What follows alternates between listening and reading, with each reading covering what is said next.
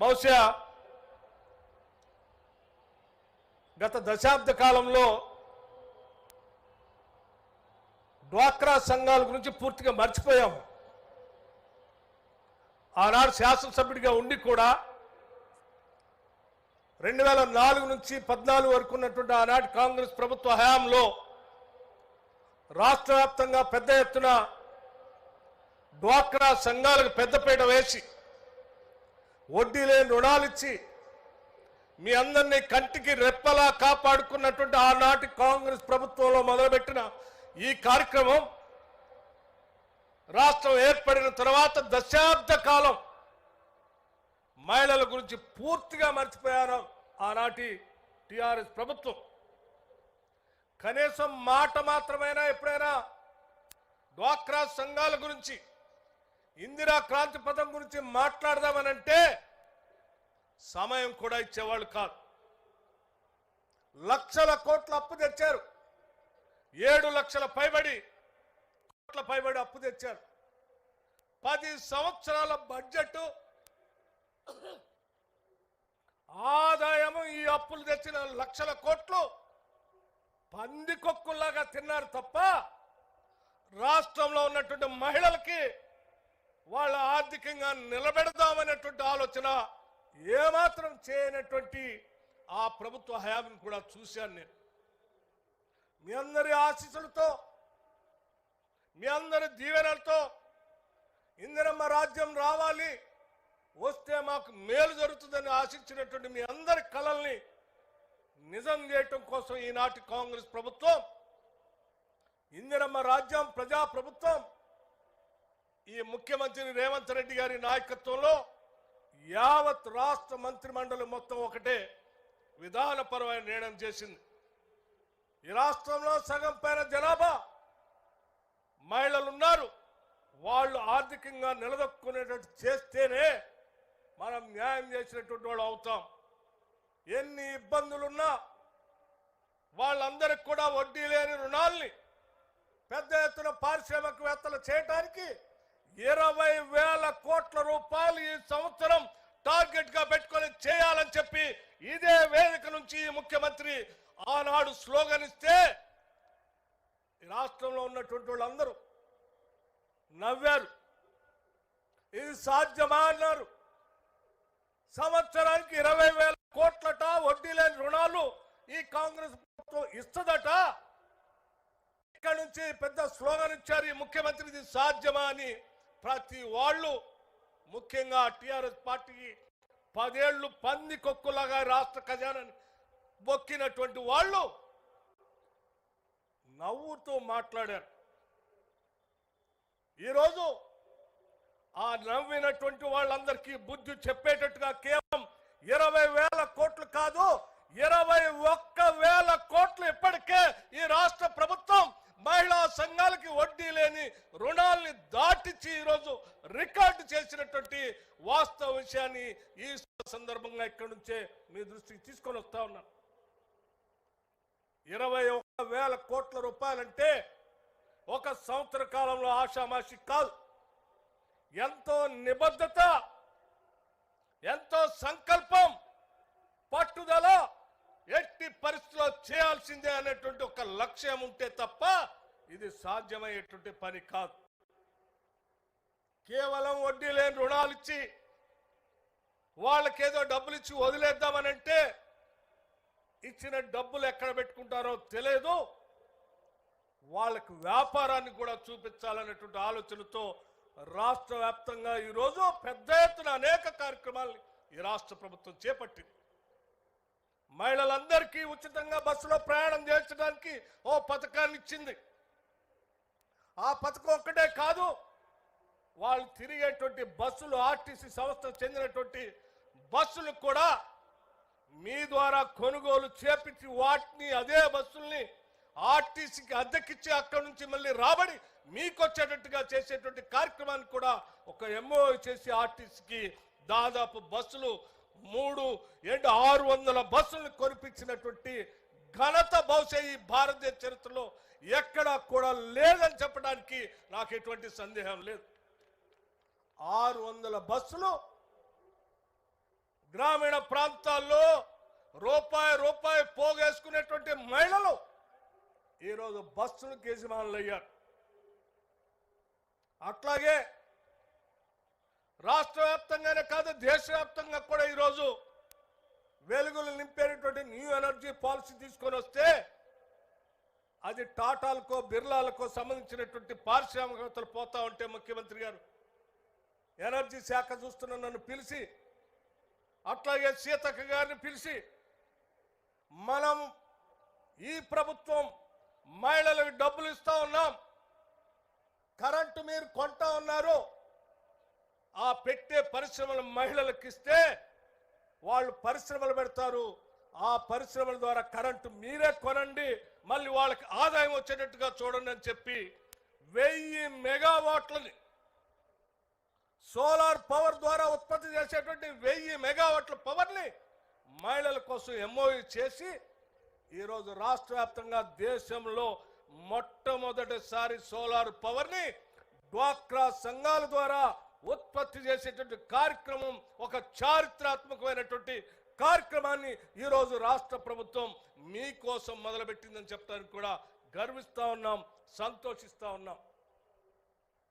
సోదరి మళ్ళందరూ ఆలోచన చేయండి.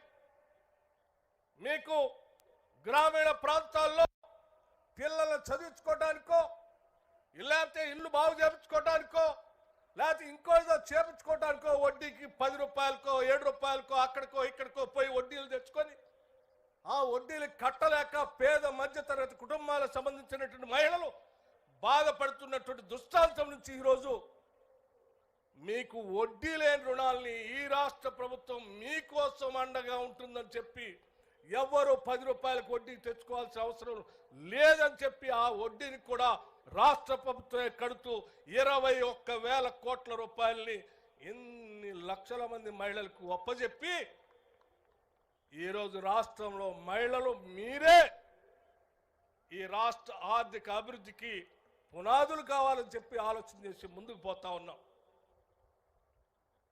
అంతేకాదు, మీరు వ్యాపారం ద్వారా ఉత్పత్తి చేసేటువంటి వ్యవస్థల్ని, సంస్థల్ని, వస్తువుల్ని కూడా అమ్ముకోవటానికి కావాల్సినటువంటి అత్యంత ఖరీదైనటువంటి ప్రాంతంలో ఒక బజార్ని మీకు ఏర్పాటు చేసి మాదాపూర్లో ప్రారంభోత్సవం చేసినటువంటి సంగతి కూడా మీకు తెలిసిందే. ఇలా చెప్పుకుంటూ పోతే అమ్మ పాఠశాలలు, ఆదర్శ పాఠశాలలు మీకే చెప్పాం. రాష్ట్ర వ్యాప్తంగా ప్రభుత్వ పాఠశాలలో చదువుతున్న పిల్లలకి మనం ఇచ్చేటువంటి యూనిఫామ్ సంబంధించిన ఆ బట్టలను కుట్టించే కార్యక్రమం కూడా మీకే ఒప్పచెప్పాం.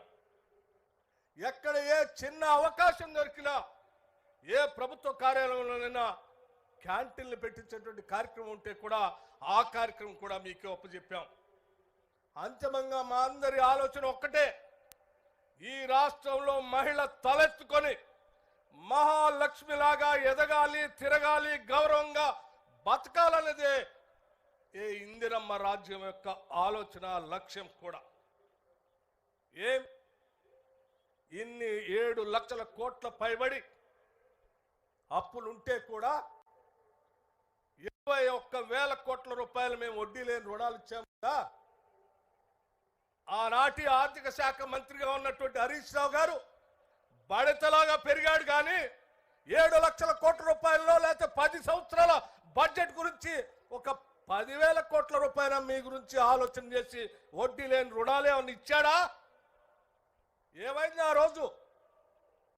ఈరోజు మేము చేస్తా ఉంటే మహిళల కోసం, పేదవాళ్ల కోసం, రైతుల కోసం, నిరుద్యోగ యువతి యువకుల కోసం, అనేక వర్గాలుగా ఉన్నటువంటి ప్రజల కోసం సంపాదించినటువంటి డబ్బుని పోగేసి రూపాయి ప్రజల కోసం ఖర్చు పెడతా ఉంటే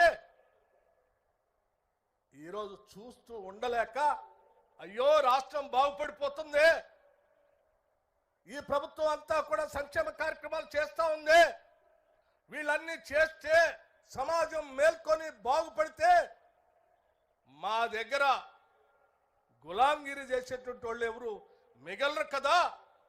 అలా చేసే ఇందిరమ్మ రాజ్యం పైన ఏదో రకంగా బురద జల్లి ప్రజలకు ఏమి జరగకుండా చేస్తే బాగే అనేటువంటి ఒక కుట్రతో ఈరోజు అవాకులు చెవాకులు పేల్తా ఉన్నారు. లెక్కలతో సహా చెప్తాం, మేము కడుగుతాం, మీరు చేసిందేంటో కూడా. ఈరోజు ప్రతి పైసని లెక్కగట్టి ప్రజల కోసం ఖర్చు పెడతా ఉన్నాం మేము. ముఖ్యమంత్రి గారు, మా మంత్రి మండలి ప్రతి పైసా ఈరోజు సంక్షేమం కోసమే ఖర్చు పెట్టాలని చెప్పి పేద మధ్యతరగతి కుటుంబాలకు సంబంధించిన పేద పిల్లలు చదువుకోవటం కోసం ఒకటేసారి 58 ఇంటిగ్రేటెడ్ రెసిడెన్షియల్ స్కూల్స్ ని ఒక కలంపోటుతో ఈ రోజే జీవో ఇష్యూ చేశారు ఈ ముఖ్యమంత్రి గారు.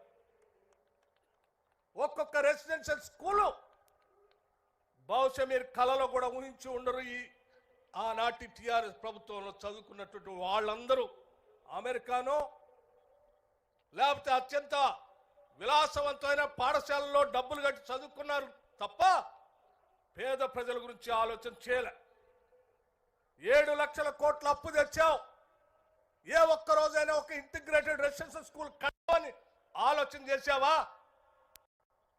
10 సంవత్సరాలు ఈ రాష్ట్ర రాబడి గురించి, పేద పిల్లలు చదువుకునేటువంటి కళాశాల గురించి, పాఠశాల నిర్మాణం గురించి ఆలోచన చేశావా?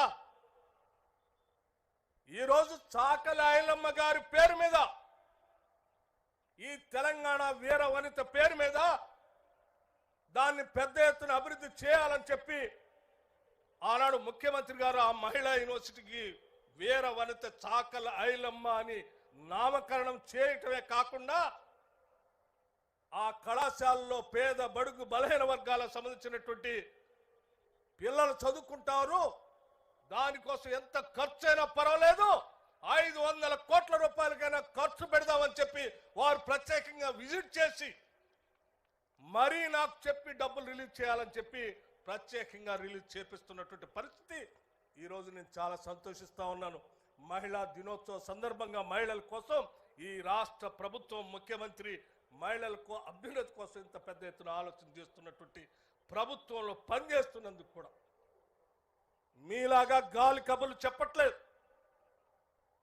ఒక్కొక్క రెసిడెన్షియల్ స్కూల్ కట్టడానికి కనీసం ఒక్కటి కూడా మీరు కట్టలేని పరిస్థితిలో ఇవాళ 58 స్కూల్కి ఒకటే రోజు ఇవాళ జీవో ఇటమే కాదు, ప్రతి స్కూల్కి 30 కోట్ల రూపాయలు ముందే పార్క్ చేసి వాటికి నిధులు ఇబ్బంది లేకుండా ముందుకు పోయే కార్యక్రమాన్ని కూడా వారు ప్రత్యేకంగా పర్యవేక్షణ చేసి నిధులు రిలీజ్ చేస్తా ఉన్నారంటే ఇక్కడ ఉన్నటువంటి తల్లులు బిడ్డలు ఈ సమావేశంలో ప్రతి తల్లి బిడ్డ ఏదో ఒక రెసిడెన్షియల్ స్కూల్లో చదువుకునేటువంటి కార్యక్రమానికి ఈరోజు రాష్ట్ర ప్రభుత్వం నిధులు పెద్ద ఎత్తున ఖర్చు పెడతాం. ఇది రాష్ట్ర ప్రభుత్వం యొక్క ఆలోచన. ఇలా చేయొద్దు, మహిళలకు నిధులు ఇవ్వద్దు, వడ్డీ లేని రుణాలు ఇవ్వద్దు, పేదవాళ్ళకి ఏమీ చేయొద్దు, ఇందిరమ్మ ఇళ్ళు కట్టొద్దు, మీలాగా అబద్ధాలు చెప్పి డబుల్ బెడ్రూమ్ కడతామని 10 సంవత్సరాలు గాలి కొదిలేయాలా అని మేము ఆలోచన చేయట్లే. ఇవాళ ఈ పేద మహిళల పేరు మీద 5 లక్షల రూపాయలతో ఒక్కొక్క ఇంటిని శాంక్షన్ చేస్తూ ప్రతి శాసనసభ నియోజకవర్గంలో 3500 ఇళ్లని మొదటి దశ, రెండో దశలో ఇంకొక 3500ని ప్రతి శాసనసభలో చేయాలని చెప్పి నిన్న జరిగినటువంటి కేబినెట్ సమావేశంలో నిర్ణయం చేసి ఈ రాష్ట్ర ప్రభుత్వం ముందుకు పోతాం. ఇది మా అంకిత భావం ప్రజల కోసం. అందుకే మీ అందరికీ చేతులెత్తి నమస్కరిస్తూ చెప్తా ఉన్నాం, మేము సంపాదించే రాష్ట్ర ప్రభుత్వం ద్వారా పోగేసే ప్రతి పైసా ఈ రాష్ట్రంలో ఉన్నటువంటి మహిళల అభివృద్ధి కోసం అత్యంత ప్రాధాన్యత రంగంగా ముందుకు పెట్టుకొని ఈరోజు 21,000 కోట్ల రూపాయలు దాటించి వడ్డీ లేని రుణాలు ఇచ్చాం. రాబోయే 5 సంవత్సరాల్లో 1,00,000 కోట్లు దాటించి మీ అందరికీ వడ్డీ లేని రుణాలు ఇచ్చేటువంటి బాధ్యత ఈ ప్రభుత్వం తీసుకుంటుందని చెప్పి మీ అందరికీ నేను సవినయంగా మనవి చేస్తూ ఈ ప్రభుత్వాన్ని, పేదల కోసం పనిచేసే ప్రభుత్వాన్ని, మహిళల కోసం పనిచేసే ప్రభుత్వాన్ని, నిరుద్యోగ యువతి యువకుల కోసం పనిచేసే ప్రభుత్వాన్ని, రైతుల కోసం పనిచేసే ప్రభుత్వాన్ని గుండెల్లో పెట్టుకొని కాపాడుకొని మనం ముందుకు పోవాల్సిన బాధ్యత ఈ వర్గాలందరిపైన ఉంది. లేకపోతే ఈ వర్గాలు ఎవరు బాగుపడకూడదని దొరతనంతో ఆలోచన చేసేట కుట్రదారులు నిరంతరం ఆలోచన చేస్తూనే ఉంటారు. ఆ దొరల దోపిడీ 10 సంవత్సరాలు చూసాం. ఇక దరిదాపును కూడా రానియొద్దని చెప్పి ప్రతి ఒక్కళ్ళు మనం ప్రమాణం చేసి ప్రభుత్వాన్ని కాపాడుకుంటూ మన ద్వారా, ఈ ప్రభుత్వం ద్వారా మనం అందరం పేద మధ్యతరగతి కుటుంబాలు లబ్ధి పొందుదామని చెప్పి మీ అందరికీ నేను సవినయంగా మనవి చేస్తూ సెలవు తీసుకుంటున్నాను. జై హింద్. ఈ మహిళా దినోత్సవ సందర్భంగా మరొక్కసారి మీ అందరికీ నా హృదయపూర్వకమైనటువంటి అభినందనలు తెలియజేస్తా ఉన్నాను. నమస్కారం. Honourable deputy CM Mallu Bhatti Vikramarka గారికి హృదయపూర్వక ధన్యవాదాలతో రాష్ట్రం పట్ల తల్లులందరూ మీకున్న భక్తితో